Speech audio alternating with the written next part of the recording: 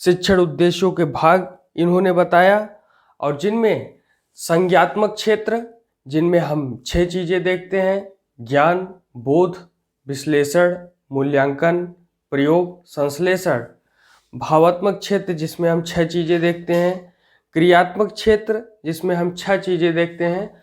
और इन तीनों क्षेत्रों के अलग अलग रूपों ने शिक्षा के क्षेत्र में क्रांति ला दी, और सूक्ष्म शिक्षण, माइक्रो टीचिंग के इतिहास में इन 6, 6-12 और 6-18 इनका एक बहुत ही महत्व है। और इन सारी बातों का, संज्ञात्मक क्षेत्र का, भावात्मक क्षेत्र का, क्रियात्मक क्षेत्र का, हम विस्तार से बात करेंगे। सबसे पहले ब्लूम के वर्गीकरण के बारे में हम संक्षिप्त जानकारी करते हैं कि ब्लूम का इतिहास क्या रहा है। तो सन 1956 में बेंजामिन एस ब्लूम तथा उसके सहयोगियों ने शैक्षिक उद्देश्यों का वर्गीकरण किया। यद्यपि ब्लूम के द्वारा प्रस्तुत वर्गीकरण शैक्षिक उद्देश्यों के वर्गीकरण की दिशा का पहला प्रयास नहीं था, परंतु फिर भी ब्लूम ने शैक्षिक उद्देश्यों को 3 भागों में विभाजित करने का महत्वपूर्ण कार्य किया। तो छात्रों के व्यवहार में होने वाला परिवर्तन के आधार पर बेंजामिन एस ब्लूम ने शिक्षण उद्देश्यों को 3 भागों में विभाजित किया, जिनमें हम ये देखते हैं कि शिक्षण उद्देश्यों का जो भाग है उसमें प्रमुखतः संज्ञात्मक क्षेत्र, भावात्मक और क्रियात्मक। अब हम बात करेंगे संज्ञात्मक क्षेत्र, कॉग्निटिव डोमेन की, जिसमें हम ज्ञान यानी नॉलेज पर बात करेंगे। तो संज्ञात्मक क्षेत्र में शिक्षण लक्ष्य आते हैं जो ज्ञान के पुनः स्मरण या पहचान तथा बौद्धिक योग्यताओं एवं कौशलों से संबंधित होते हैं। प्रोफेसर ब्लूम एवं उनके सहयोगियों ने सन 1956 ईस्वी में संज्ञात्मक क्षेत्र के लक्ष्यों को 6 उपभागों में विभाजित किया, जिसमें ज्ञान, नॉलेज प्रमुख है। ज्ञान, नॉलेज यह क्षेत्र सरल व स्थूल व्यवहार परिवर्तन के अंतर्गत आता है या स्मृति से संबंधित क्रियाओं व्यवहार से जुड़ा है। इसका संबंध पहचान यानी आइडेंटिफिकेशन व पुनर्स्मरण, रिकॉग्निशन एंड रिकॉल से होता है। इसकी प्रमुख विशेषता पुनर्स्मरण यानी रिकॉल करके पहचान का विकास किया जाना है। तो ज्ञान की बात हुई। अब हम बात करते हैं कि बोध, कॉम्प्रिहेंशन। तो कॉम्प्रिहेंशन के बारे में ज्ञान लक्ष्य के उपरांत अवबोध लक्ष्य का क्षेत्र आता है। इसमें उन सभी योग्यताओं एवं क्षमताओं को सम्मिलित करते हैं जिनका संबंध समझ से होता है, अर्थात इसके अंतर्गत सूचनाओं के रिकॉल से यानी पुनर्स्मरण से व प्रत्यय की पहचान के साथ ही साथ समझ का भाव भी सम्मिलित है। यहाँ सूचनाओं एवं प्रत्ययों की व्याख्या की जाती है। तो बोध जो शब्द है, ये शब्द से ही स्पष्ट है कि आपने क्या सीखा, आपने जो जिस चीज़ को पढ़ा उस विषय वस्तु से आपने क्या प्राप्त किया। यही इसका जो कॉम्प्रिहेंसिव जो है, इस जो है कॉम्प्रिहेंशन, तो यही हमारा क्या है, बोध है। तो बोध लक्ष्य 3 प्रकार के होते हैं, जिनमें आता है कि सूचनाओं, तथ्यों, सिद्धांतों का संप्रेषण करना, अनुवाद करना, यानी एक दूसरे में हम सूचनाओं, तथ्यों और सिद्धांतों को प्रेषित कर सकें। यह बोध लक्ष्य का विषय है। आपने जो बात सीखी है वे औरों तक कैसे पहुंचाया जाए, यह भी बोध लक्ष्य का हिस्सा है। व्याख्या करना यानी विस्तार से बातों को बताना और विस्तार करना, ये 3 प्रमुख बोध लक्ष्य हैं। अब हम बात करेंगे प्रयोग, एप्लीकेशन की। प्रयोग, एप्लीकेशन। तो यह संपूर्ण संज्ञात्मक क्षेत्र, जो संज्ञात्मक पक्ष के लक्ष्यों को क्रम में व्यवस्थित किया जाता है, और प्रयोग लक्ष्य के अंतर्गत इस नियम का अनुसरण किया जाता है कि किसी विधि यानी लॉ, सिद्धांत, प्रिंसिपल एवं नियम व विचार का प्रयोग करने से पूर्व उनको समझना आवश्यक है, यानी उसका प्रयोग करना, एप्लीकेशन। और हर विषय में, चाहे वो इतिहास हो, उसमें भी प्राचीन से बातें निकाल करके वर्तमान के परिप्रेक्ष्य में जोड़ करके प्रयोग की जाती है। और भूगोल हो, भूगोल का भी इतिहास आज से जोड़ा जाता है। चाहे नागरिक शास्त्र हो, चाहे फिजिक्स हो, केमिस्ट्री हो, मैथ्स हो, सबके एप्लीकेशन होते हैं, सबका प्रयोग होता है। और साइंस में एप्लीकेशन प्रयोग का बहुत ही महत्व है। अब हम देखते हैं विश्लेषण एनालिसिस की बात। तो विश्लेषण के क्रम में विश्लेषण लक्ष्य के अंतर्गत प्रकरण या संप्रेषण में निहित तत्वों का विश्लेषण किया जाता है। उन्हें विभाजित करके उनकी तुलना की जाती है एवं उनके संबंध में निर्णय प्रदान किया जाता है। यहाँ सामाजिक अध्ययन के प्रकरणों में व्याप्त तत्वों को स्थूल से सूक्ष्म की ओर छोटी छोटी इकाइयों में विभक्त कर दिया जाता है, जिससे सूचनाओं एवं तथ्यों के मध्य क्रमबद्धता एवं पारस्परिक संबद्धता स्पष्ट हो जाती है। तो विश्लेषण का यही तात्पर्य है कि तथ्यों के मध्य जो है क्रमबद्धता हो, एक दूसरे से पारस्परिक जुड़ाव हो और उसका विश्लेषण किया जाए, एनालिसिस किया जाए। और एनालिसिस हर वो चीज़ में आ जाता है जिसमें एक बड़ी बात छुपी होती है। कोई भी विषय दे दिया जाता है और कहा जाता है कि आप इसका विश्लेषण कीजिए, एनालिसिस कीजिए। कभी कभी यह विश्लेषण मौखिक रूप से होता है तो कभी कभी यह विश्लेषण लिखित रूप से होता है। जब विश्लेषण लिखित रूप से होता है तो उस विषय में हम लिख करके विचार व्यक्त करते हैं और मौखिक रूप में हम बोल करके अपने विचार को सामने वाले के सामने व्यक्त करते हैं। अब हम बात करते हैं कि संश्लेषण सिंथेसिस, जो कि संज्ञात्मक क्षेत्र का एक प्रमुख भाग है, उपभाग है, इस पर हम चर्चा करेंगे। संश्लेषण सिंथेसिस, तो इसके अंतर्गत विभिन्न तत्वों और अंगों को मिलाकर इस प्रकार रखते हैं कि संपूर्ण का निर्माण हो जाए। जहां अंश से पूर्ण की तरफ का सूत्र अपनाया जाता है, यहाँ सीखने वालों का व्यवहार रचनात्मक होता है। संक्षेप में कहें तो इसके अंतर्गत विभिन्न तथ्यों, दृष्टिकोणों, बातों, विचारों एवं प्रकरणों को इस प्रकार मिश्रित कर व्यवस्थित कर दिया जाता है। यानी होल व्यू क्या है, ये संश्लेषण में हम देखते हैं। अब हम बात करेंगे मूल्यांकन, इवैल्यूएशन की।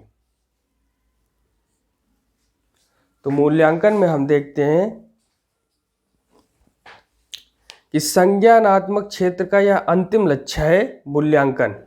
यह इस क्षेत्र का उच्चतम लक्ष्य माना जाता है। शिक्षा शास्त्रियों ने कहा है कि मूल्यांकन लक्ष्य संज्ञानात्मक क्षेत्र का ऊर्ध्व स्तर है, जो उद्देश्य की पूर्ति के सीमा का निर्धारण करता है। यह निर्णय प्रक्रिया से जुड़ा है, यह परिस्थितियों का निर्धारण करता है, प्रकरण के अधिगम हेतु क्या आवश्यकताएं हैं उसकी सीमा का निर्धारण करता है। यानी साफ शब्दों में कहें, जटिल न करते हुए साफ शब्दों में अगर समझने का प्रयास किया जाए तो मूल्यांकन किसी भी चीज़ का क्या निष्कर्ष निकल करके आ रहा है, क्या बातें किस संदर्भ में कही गई हैं, इसका एक मोटा और छोटा उद्धरण प्रस्तुत करना ही मूल्यांकन है। और ब्लूम के वर्गीकरण में संज्ञात्मक कॉग्निटिव डोमेन में यह जो है एक प्रमुख उपभाग है। अब हम देखते हैं भावात्मक क्षेत्र अफेक्टिव डोमेन की।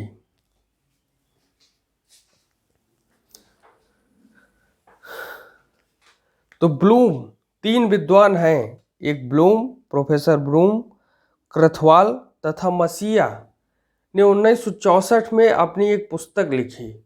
इस पुस्तक का नाम है टैक्सोनॉमी ऑफ एजुकेशन।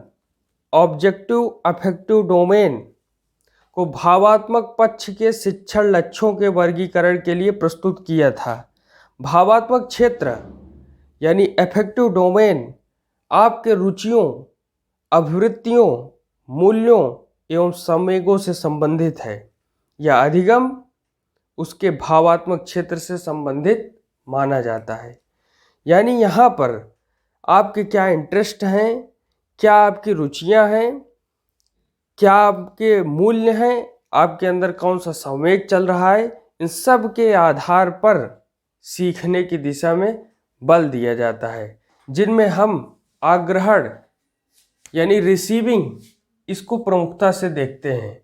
हम बात करें आग्रहण रिसीविंग की, तो इसका अर्थ है कि छात्र एक विशेष उत्तेजना पर ध्यान देना चाहता है, अर्थात छात्र किसी निश्चित तथ्य या उद्दीपक के प्रस्तुत होने पर संवेदनशील हो जाता है। इसके लिए विद्यार्थियों में सचेतन होना यानी अवेयरनेस होना, ग्रहण करने की इच्छा रखना, विलिंगनेस होनी चाहिए तथा नियंत्रित व चयनित आकर्षण कंट्रोल्ड एंड सिलेक्टेड अटेंशन पर ध्यान दिया जाता है। तो जो रिसीविंग पावर है, जैसे हर बच्चे के अंदर जो है किसी एक विशेष चीज़ को सीखने की ज़्यादा इच्छा होती है। जैसे कोई बच्चा है तो वो विज्ञान की बातों में ज़्यादा रुचि दे देगा, इतिहास की बातों में या कम रुचि देगा। कोई बच्चा है नागरिक शास्त्र या समाजशास्त्र की बातों पर ज़्यादा रुचि देगा और विज्ञान की बातों पर कम रुचि देगा। और कोई बच्चा है वो खेल के विषयों में रुचि देगा, किसी बच्चे को कुछ और अच्छा लगेगा। यानी हर अलग अलग प्रकार के बच्चों में आग्रहण की अलग अलग जो है क्षमता होती है, रिसीविंग पावर होता है। और इसके लिए अवेयरनेस, विलिंगनेस और कंट्रोल्ड एंड सिलेक्टेड अटेंशन का एक बहुत महत्वपूर्ण रोल है। और इस प्रकार से अब हम देखते हैं कि अनुक्रिया रेस्पॉन्डिंग। तो ब्लूम टैक्सोनॉमी में यह अनुक्रिया या आग्रहण के बाद आने वाला भावात्मक क्षेत्र का द्वितीय स्तर है। इस स्तर या श्रेणी में शिक्षार्थी की किसी काम में सक्रिय भागीदारी तथा उसके अनुसार प्रतिक्रिया करना सम्मिलित है। जब कक्षा में छात्रों से प्रश्न पूछे जाते हैं तो वे इस प्रकार के व्यवहारों को अभिव्यक्त करते हैं। यानी इस अधिगम लक्ष्य के परिणाम जो है इस पर बल दिया जाता है। जैसे हम प्रतिक्रिया के प्रति सहमति, प्रतिक्रिया की इच्छा, प्रतिक्रिया से संतोष। तो बच्चे से पूछा गया, बच्चे ने उत्तर दिया, उस उत्तर से टीचर संतुष्ट हुए, तो ये क्या है, प्रतिक्रिया से संतोष होगा। प्रतिक्रिया की इच्छा है तो हाथ खड़ा करेगा और अपनी बातों को बताने का प्रयास करेगा, तो ये प्रतिक्रिया की इच्छा। और प्रतिक्रिया के प्रति सहमति, जब टीचर का आदेश मिलेगा तो वो प्रतिक्रिया की सहमति होगी। अब हम देखते हैं अनुमूल्यन। अनुमूल्यन यानी वैल्यूइंग।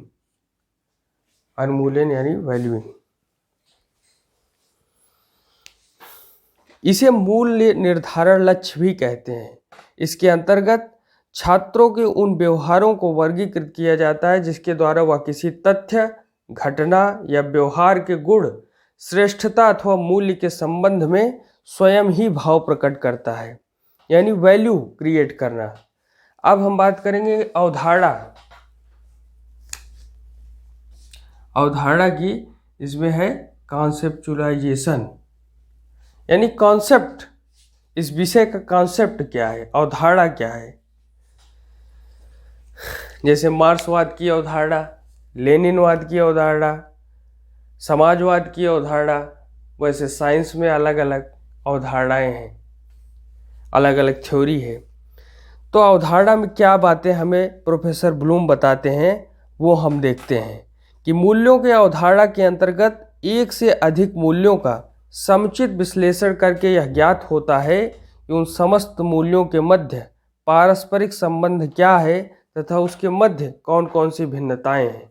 यानी सिमिलरिटी और डिफरेंसेज की जब तुलनात्मक अध्ययन करके हम अवधारणा पर बात करते हैं तो वही जो है एक विषय बन जाता है, एक अध्ययन क्षेत्र बन जाता है। अब हम आगे देखते हैं व्यवस्थापन यानी ऑर्गेनाइजेशन की। तो व्यवस्थापन का अर्थ अलग अलग मूल्यों के आपस में जुड़ने, उनके मध्य की जटिलताओं से निपटने और आंतरिक रूप से सुदृढ़ मूल्य अवस्था से है, मूल्य व्यवस्था से है। इसमें छात्र विभिन्न मूल्यों का एकबद्ध करके तथा उनमें आंतरिक सामंजस्य स्थापित करके एक मूल्य प्रणाली के व्यवस्थापना करता है। इसी को जो है और ऑर्गेनाइजेशन में देखें हम तो संगठित रूप से कार्य करना, संगठित रूप से बच्चों को जो है शिक्षा देना और उनको जो है नई नई बातें बताना। और जब बच्चे सामूहिक रूप में होते हैं तो सीखने की कोशिश को ज़्यादा बल देते हैं, क्योंकि सीखने का स्तर वहाँ से बढ़ता है, ऐसा जो है विद्वानों ने माना है। अब हम देखते हैं कि चरित्रीकरण, कैरेक्टराइजेशन।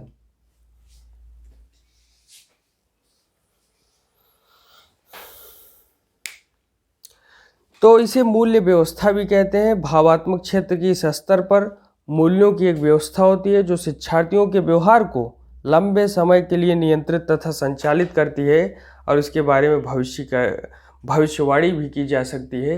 यानी चरित्र निर्माण की जो बातें हैं, यहाँ से हम इन चीज़ को सीखते हैं। अब हम बात करेंगे क्रियात्मक क्षेत्र की, कॉग्निटिव डोमेन।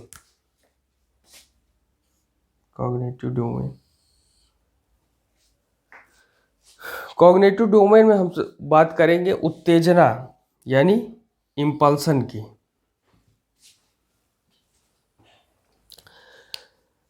तो प्रोफेसर ब्लूम ने क्रियात्मक क्षेत्र को मनोगामक या मानो शारीरिक कहा था। इस क्षेत्र में बालक के व्यवहार की क्रियाएं आती हैं। इसमें मांसपेशियां तथा शारीरिक गतियां सक्रिय रहती हैं।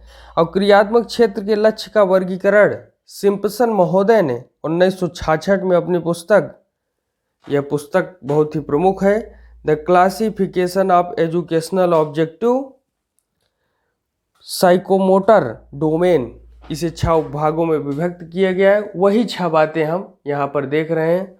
इसमें पहला है उत्तेजना, यह क्रियात्मक पक्ष का प्रथम स्तर है। इसमें घटनाओं, वस्तुओं तथा कार्य के प्रति उत्तेजना लाई जाती है। इस प्रकार के व्यवहार के लिए रुचि का होना आवश्यक है, यानी जिस चीज़ में बच्चे की रुचि है उसमें वो उत्तेजित होगा।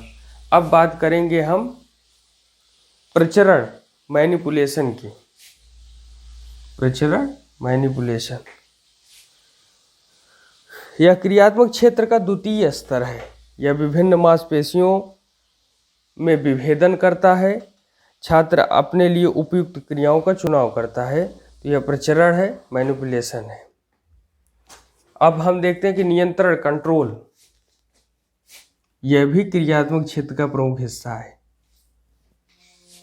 क्योंकि बात को उतनी ही आगे तक बढ़ाने की प्रयास किया जाना चाहिए जहां तक हम उसे नियंत्रण भी कर ले जाएं और नियंत्रित करके उसको सही दिशा दे सकें। तो इस लक्ष्य के अंतर्गत बालक की शारीरिक योग्यताओं के विकास पर बल दिया गया है, और यह कार्य अधिगमकर्ता शिक्षक के निर्देशन में करता है, जिससे बालक कृत क्रियाओं को नियंत्रित करना सीखता है। यानी जितना फैलाओ उतना बटोरने का भी सामर्थ्य टीचर हमें बताते हैं कि ऐसी व्यवस्थाओं का निर्माण करो जो तुम्हारे जो है सीमाओं के अंदर हों, और उन्हें आप जो है एक सही दिशा दे सकें। ये हमें टीचर सिखाते हैं। अब हम देखते हैं सामंजस्य, कोऑर्डिनेशन, यानी तालमेल। तो बालक अपने क्रियाओं द्वारा नियंत्रण करने के बाद विभिन्न गतिक क्रियाओं के मध्य सामंजस्य, क्रम यानी एक सीक्वेंस तथा एकरूपता, हार्मनी बनाए रखता है। यही क्या है? सामंजस्य है। अब हम देखें स्वाभाविकरण,